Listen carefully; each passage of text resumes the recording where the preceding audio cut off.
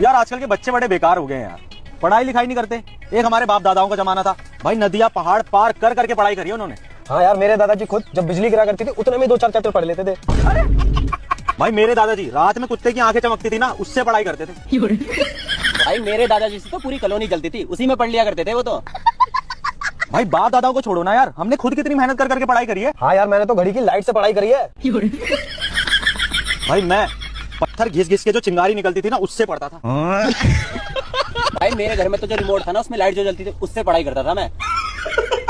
लेकिन भाइयों मैं ज्यादा खतरनाक था, एक किताब में आग लगाकर जला देता था, उतने में 3-4 किताबें निपटा देता था। लेकिन भाई एक गलती कर दी तुमने। क्या गलती कर दी? अगर तुम में और तुम्हारे बाप दादा में पढ़ने का इतना ही जुनून था तो मोमबत्ती खरीद लेते। और साले तेरे और तेरे बाप दादाओं में इतना ही जुनून था तो दिन में पढ़ लेते। और तू क्या सारा साले सब पता तेरे बाप दादाओं के बारे में, अनपढ़ थे भाई, झूठ बोल रहा है ये। पौए में जमीनें बेच दी तूने। तू भी हंस रहा है साला अपने दादा पे।